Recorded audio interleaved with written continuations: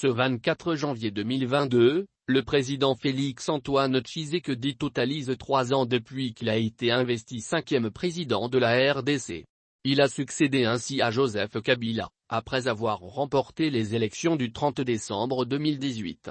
La cérémonie de passation de pouvoir entre le président Joseph Kabila et son successeur s'est déroulée au Palais de la Nation à Kinshasa, bureau officiel du président de la RDC. C'était le premier transfert pacifique du pouvoir dans le pays depuis son accession à l'indépendance en 1960.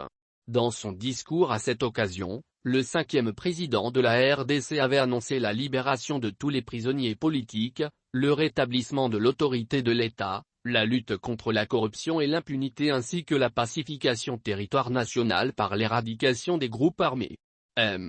Tshisekedi avait aussi promis de centrer son action sur la lutte contre la pauvreté et à œuvrer pour la consolidation d'un état de droit. Il avait aussi promis de lutter contre l'impunité, la mauvaise gouvernance, de promouvoir le développement du tourisme et l'accessibilité du citoyen à tous les services de l'État. Chers compatriotes, nous nous engageons à ériger un État moderne, pacifique et démocratique et soucieux de chaque citoyen. Un État où chaque institution va jouer son rôle dans le cadre du principe de séparation de pouvoir, un État qui va garantir le bonheur de tous, avait promis Félix Tshisekedi.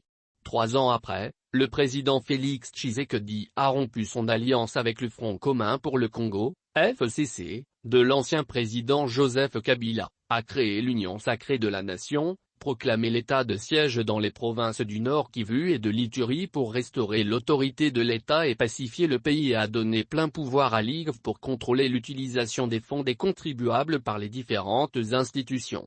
Mais après 3 ans, il faut noter que la population attend encore la concrétisation des promesses visant à améliorer ses conditions de vie. D'ailleurs à travers ses différentes interventions au Conseil des ministres, il rappelle au gouvernement de mettre en exergue des actions à impact visible pour améliorer la vie sociale des Congolais.